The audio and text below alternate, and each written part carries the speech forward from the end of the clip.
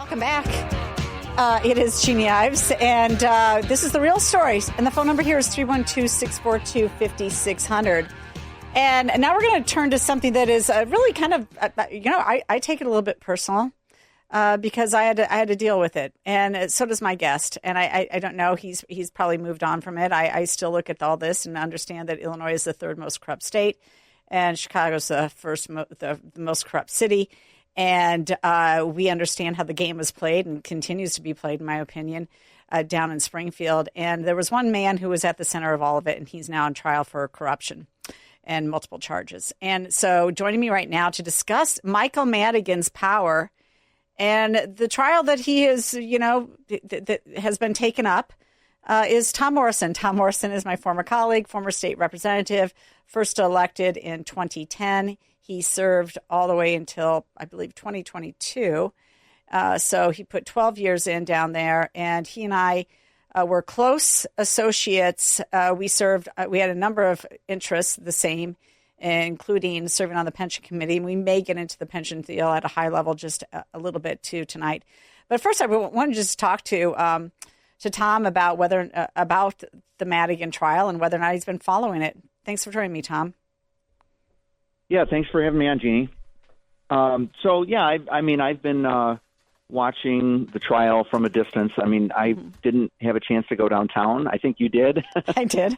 So I missed that opportunity, but it was just surreal. Every week being down in Springfield, knowing the sort of problems that the state faced, and knowing that the solutions may not have been easy, but fairly straightforward, and wondering why aren't we making positive traction? And then you start to see, AM 560's Dan Proft has often said, Illinois is not broken, it's fixed.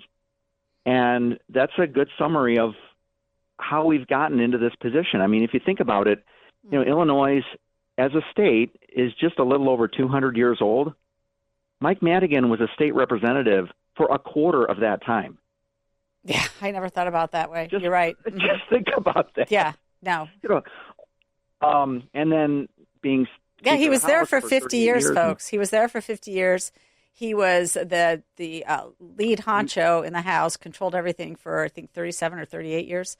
So, yeah. And you mentioned we might talk about pensions later. So the pension clause was added to the Illinois State Constitution in 1970, and he was a delegate to that convention.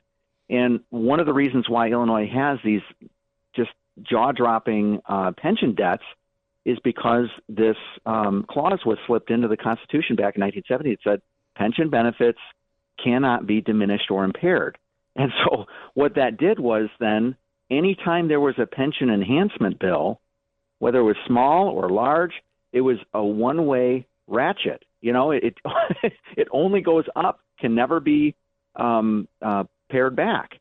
And that's just one of many, many examples of the government power being used against taxpayers, against citizens, against businesses.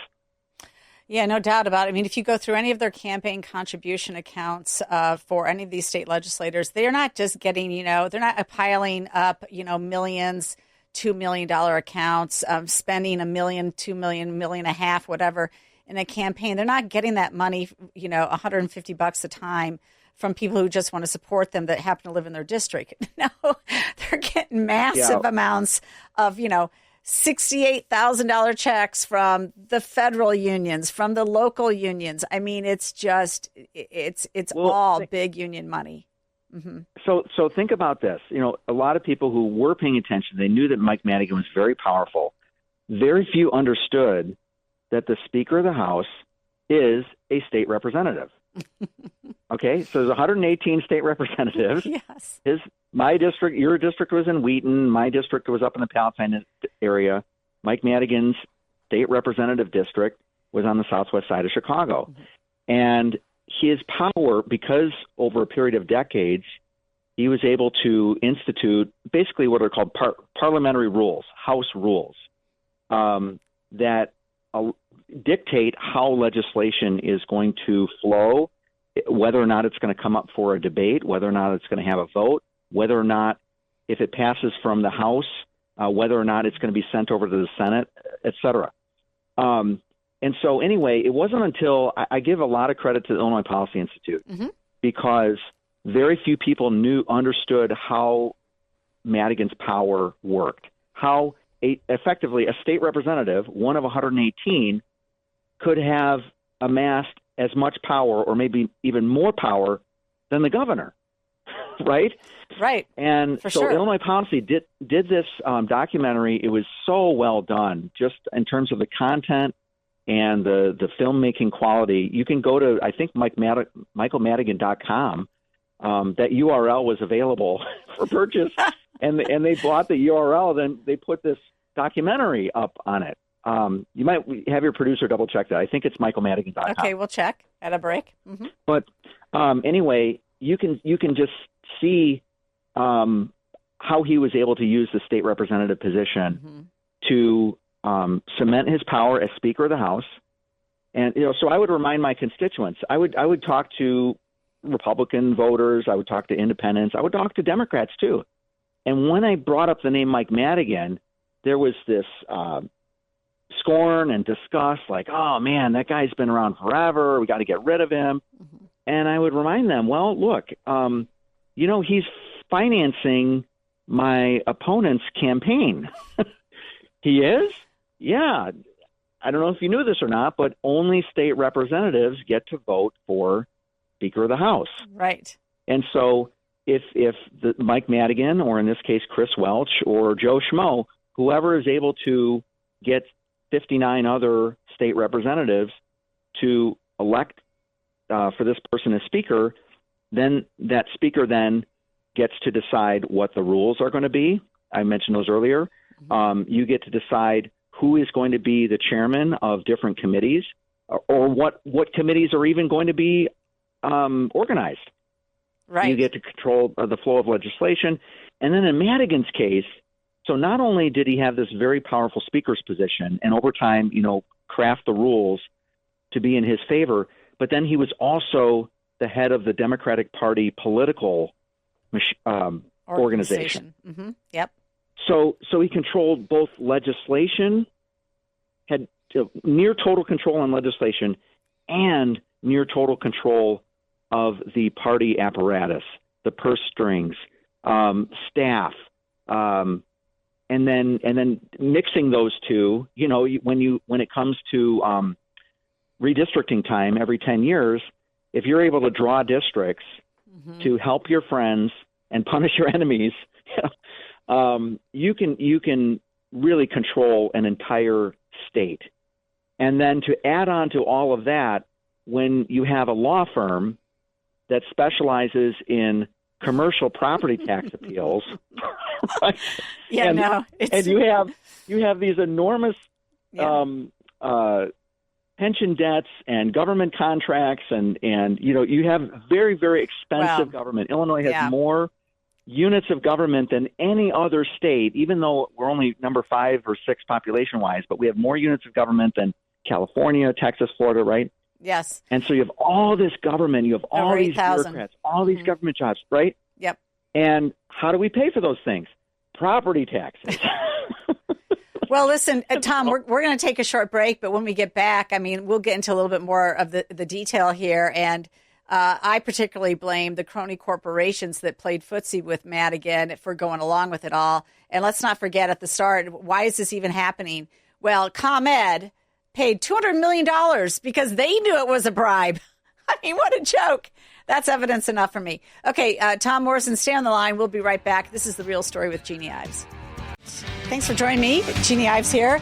And on the phone still is my colleague, Tom Morrison. We've been discussing the Mike Madigan trial and really Mike Madigan's power more than anything. And Tom, we did check during break. If you do want to see that Mike Madigan movie that the IPI put out, it's MikeMadigan.com, or MichaelMadigan.com. You can go to that website, and I think it's still up there. So it's well worth reviewing, especially in light of this trial, which has been going on for 16 weeks. And I think one of the things that I was frustrated with, and I had said earlier, listen, you cannot necessarily discern his power just simply by listening in on a conversation that was taped, looking at some emails. His power was 100%. Tom, I mean, we knew if Madigan didn't want your bill to pass, it was never going to be called for a vote. Never going to be called. Yeah. So even a bipartisan bill, you'd think should at least get a hearing, and then if it gets voted down, okay, so be it. But at least give it a hearing.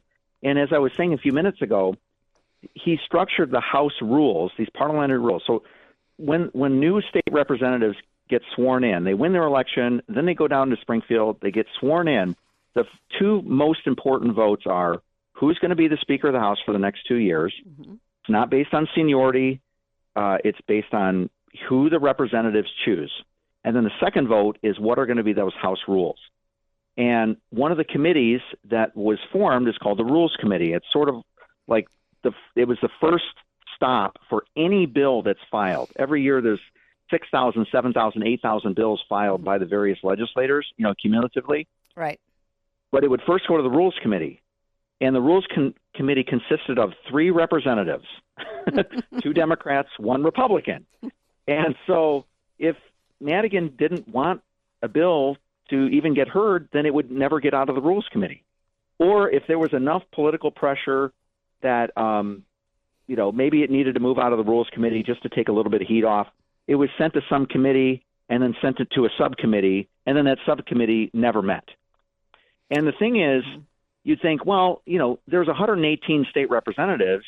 Each of them is supposed to be accountable to their constituents. If they were engaged in funny business or, not doing the will of the people, they should say something. No, because if they stood up to Madigan, even in the slightest way, then he would remove them from a committee that they wanted to be on. I mean, I remember, so Elaine Nekritz was a longtime state representative from the Northbrook area. She served with us on the pension committee. Yes, she did. She's very knowledgeable about pensions, but she did his bidding, and we can talk about that one. Go ahead. Yeah, but anyway, so one year, all she did was vote present on the rules vote. So she voted for him. She got sworn in as a state representative. She voted for him for speaker, but she voted present on these onerous rules, these unfair, undemocratic rules, voted present. And he removed, I forget what the exact quote unquote punishment was, but anyway, it was a counter move on his part to say, don't cross me. You just publicly embarrassed me. There was another state representative from the Highland Park area, Jury, Scott Jury, right? And he's a scumbag, but go ahead. Yeah. Well, just made the slightest move of showing some independence, just the slightest measure of independence from his rule as speaker, and he was removed from his committees, and there's all sort of just. Well, I mean, the most famous one, though, I think, is the fight that he had with, gosh, I'm forgetting his name. Anyway, Madigan dug up Juliana Stratton to challenge him. Ken Duncan. Ken Duncan. Yeah, so this is when Ken Duncan refused to come back after there was a critical override vote that Madigan wanted his vote for on something that Rauner had vetoed, and it was a union bill. And Madigan just decided to stay away. He didn't even show up because it was like an August session. It was like a special session. You mean Ken Duncan? Ken Duncan decided not to. So Madigan finds Juliana Stratton, who is now our lieutenant governor, elected twice. And by the way, doing an exploratory committee to think about maybe running for Senate, I believe. So they're doing this and this dance, and they spent $3 million to get Juliana Stratton elected against Ken Duncan simply because he defied the speaker on a vote. But I mean, beyond, go ahead. Well, and I don't know if you remember this or not. Okay, but we're talking about a primary election for basically a non-competitive state representative race or non-essential state representative race, right? Yes. Mike Madigan got a sitting United States president. Oh, that's right. I forgot about that. To cut a campaign commercial for Juliana Stratton. Barack Obama is sitting there, sitting as the president, cuts a campaign commercial for a state rep Democrat primary race. Yes. Yeah. So beneath him, but he must have owed Madigan something, some sort of favor. Yeah. Right. Well, anyway. But I mean, it goes beyond that. I mean, like literally, I recall going over to state rep. Hey, listen, I got this bill. It was probably a transparency bill because I ran a lot of those. And I said, would you get on my bill? She literally said, well, let me check my book and see if I can vote for it. Yeah. Or where's the speaker on this bill? Yeah. Where's the speaker on this? Right. Yeah, that's right. So, they'd always ask us, well, what does the speaker think? Again, a lot of people ask me, how could this sort of I don't know what to call it exactly, but this power, how could so much power be in one person's hands? I know what I was going to say. How could it be legal for a Speaker of the House to also have this very, very lucrative commercial property tax appeal business? Mm-hmm. Well, if you're the Speaker and you get to decide basically what becomes law, including ethics laws, you just make sure that you draw those boundaries wide enough to permit your own side gig. There would be various ethics proposals from time to time. Some would become law, but there was no teeth. It was basically for headlines and to basically get the public to think, oh, yeah, I guess they're doing something about it. But it was nothing. So, so going back to the trial just a little bit here, and I think we're going to have to go to a break here. Do I have to go to a break, George? Because I'm having a great time with this conversation. 30 seconds to a break. But, I mean, a lot of this had to do with forcing people to be hired by ComEd, by AT&T, by particular lobbyists. He basically had to find his people a position because they knew too much about the inner workings. And so that's what a lot of the trial's about. That's where the bribery comes in. He forced these guys to take on folks that were cozy with him. Anyway. Hey, Tom, I'm going to have to leave it right there. I could talk to you all night about this. I want to thank you so much for adding some flavor to the conversation.